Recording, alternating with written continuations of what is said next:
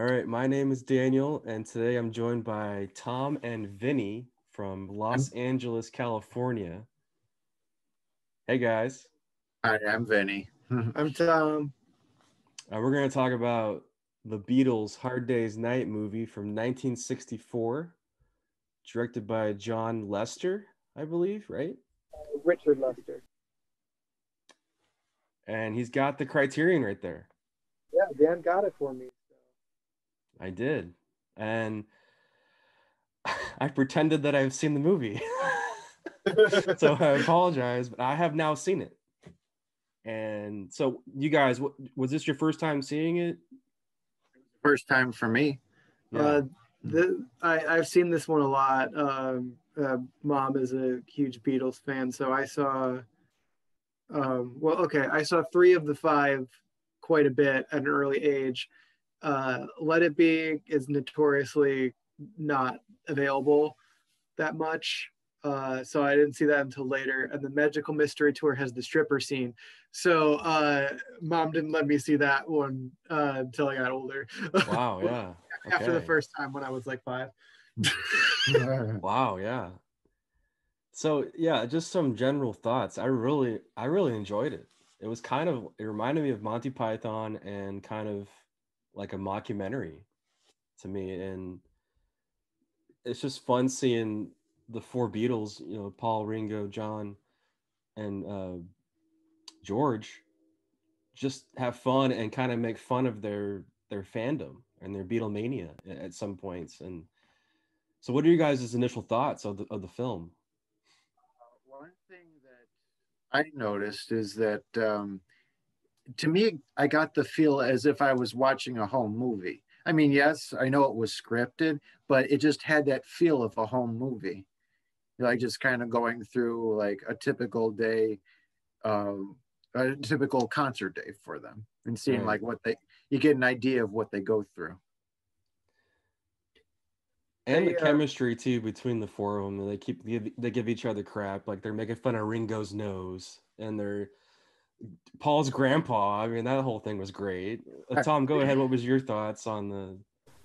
I was pretty much gonna just say that. Like, I was really struck by each of them just finding ways to have fun during this really crushing schedule because they basically come in, they're supposed to stay in the hotel room and answer fan mail, but they go out and party instead. Then then they get up in the morning and they're supposed to rehearse and they're supposed to stay inside and instead they escape. But we're free. And there's some dark humor too. I really liked. There's that one scene near the end where somebody's holding some doves and it says 10 doves, and then one of the doves, there's like Oh feathers, yes, and they then cross it off and it says yeah, it nine. says like 9. I don't know, that was hilarious. And then George giving like shaving lessons in the mirror. I thought that was an interesting scene. There's just some really quick humor in this too that I really was surprised by, because I didn't really know what to expect. I thought maybe it was just gonna be a full concert, which we get that too. We get like some music performances which are amazing, from the album, which I thought the whole movie was gonna be like that, like maybe like a concert film. But it really, you kind of see the chemistry between the 4 and how happy they are and how innocent the group is at this time. It really is like because if you watch the full progression and when you get to Let It Be, you get to see the whole spectrum of their basically less than a decade of a career at that point. I Yeah. mean, but wow, Yeah, you it's just look such at an adorable. this is their 3rd album, right? Yeah, And then in like 2 years. So they were yeah, it was putting really out quick. albums so fast and high quality.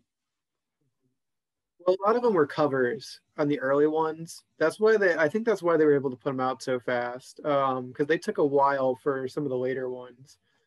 But when I say a while, it's like a year. And you're like, Yeah. now it's like that's just pretty standard. But And the songs are shorter too, like 2.5 minutes, 2 minutes. That's true.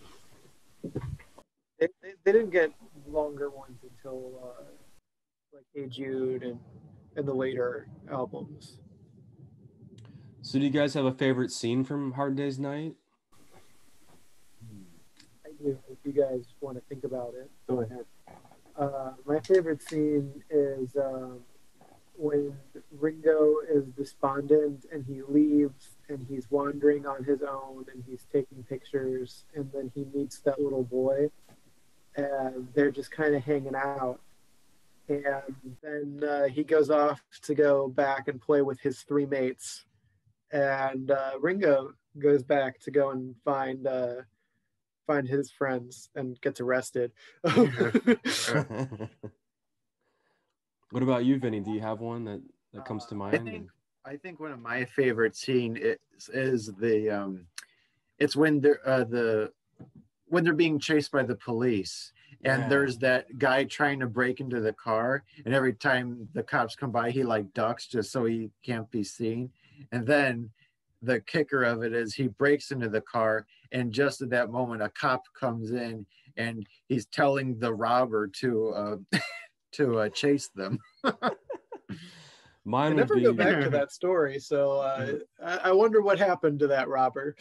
I don't know.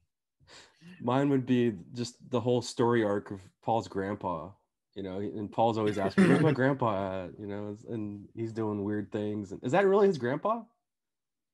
I don't know. I'm pretty sure it's an actor. Yeah, that's what I thought too. Let me look. They probably say in here. Yeah.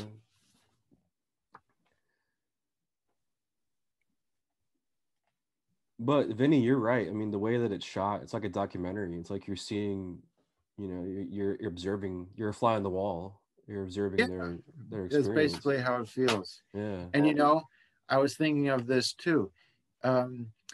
A lot of the scenes that we see them in, it's usually like they're in that like when at the beginning when they're in the train coach.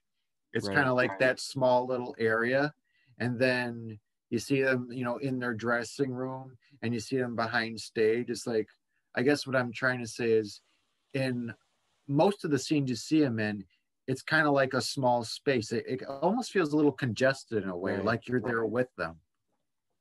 I like that. And then there's that scene too. I liked when the cars pull up and then there's a crowd of people swarming them, like the Beatlemania, but they go through the cars. I don't know. I just thought it was funny. Go through the car to the car on the other side. Exactly. Yeah. It was fun. It's really well crafted, well directed. I was reading in the Criterion essay about that scene actually. So they had thought that they would have a scene like that at some point, but that was kind of spontaneous. Like there was just a giant crowd when the train pulled in. And so they were like, run, go. And so when they took the initial footage, they're not in the right costumes that they were supposed to be wearing. They apparently shot that scene while the script supervisor, she was in the bathroom. And so they have a whole interview with Richard Lester in there. And so Richard Lester said that her note for that scene was, I was in the bathroom. Hopefully, I have no idea what we shot. I think I screwed up. I said John Lester, didn't I? Yeah, that's why I said Richard. Oh, my bad. Yeah, Richard Lester. He also did some Monty Python stuff, right? I don't know about that. He did those two Three Musketeers movies. That's what it was. Yeah, that's what it was. At the New Bev. New Bev, yeah. Which I bought because I love them. Those are so close to the book. I really like them too. They're hard to find. They are on Blu-ray, so that's awesome. Yeah. Well, any other thoughts we have on the Beatles' Hard Day's Night? I mean, I really loved it. I can't wait to watch the next one, which is Help, right? Yep. Well, I noticed something this time through that I didn't notice in previous viewing. Kind of a small thing, but so there's that scene early on where they're in the train and the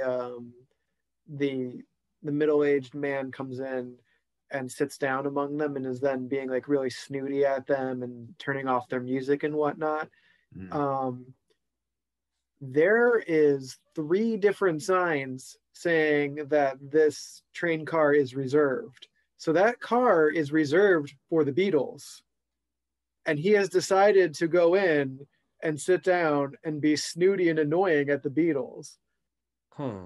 But that car is reserved for them. It says it on the sides of the door. It says it on the window looking out. Apparently some people can't read. Yeah, that's crazy. That's a good He's catch. not supposed to be there. Unless, of course, they were shooting actually on a train. So it's possible that that wasn't supposed to be there necessarily, that was just like, oh, this car is reserved for filming, because they never say to him, hey, this car is reserved for us. But, you know. So was there an actual script for the film? There was, but according to Lester, they just kind of like threw it out a lot. He like he said, they didn't even look at it when they were shooting the scene where they were talking with the reporters, Right. and they just made stuff up on the spot and shot it. Wow. He knew that they couldn't really memorize lines very well, so he would only give them he gave them little bits of dialogue, and he would tell them, he would say a line and then they would say it back at him, and he'd be like, okay, do it like this, and then they'd film it. I see. So it feels like cinema verite, because it kind of is. Yeah. And then they were also saying with the nightclub scene, those are basically real. That's the real swinging London crowd. They just kind of showed up as extras and were there. So it's very that's basically what was going on, so and that's it is kind of a documentary then, in a way. Yeah. It is in a bit. It just has the comedy story over it that really mashes it all together. Mm-hmm. Yeah, man. And were the performances, they were pretty much live, I think, right? I don't know actually. I'm not too sure about that. Yeah. Oh, one other throwaway thing they kind of had in here. So you guys remember the guy who's pogoing, jumping up and down? Yeah. Okay, so he apparently invented that dance. That dance became a big deal. But that he was doing it so that he could check on his girlfriend across the dance floor, and his girlfriend was Charlotte Ramping, the famous actress now. Oh, but, wow. she knew who she was at the time. She was just just his girlfriend at the time. Yeah. Yeah, that was during one of the songs. I can't remember what song it was, but he was doing it. They were doing it back and forth. Yeah.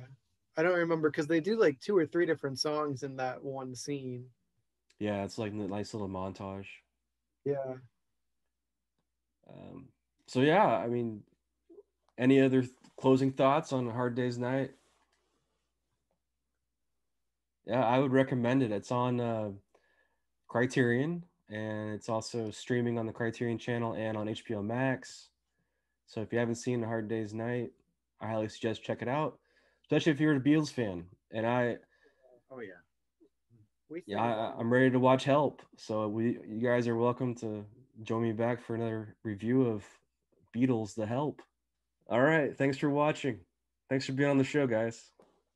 Oh yeah, let's pitch your YouTube channel, Vinny.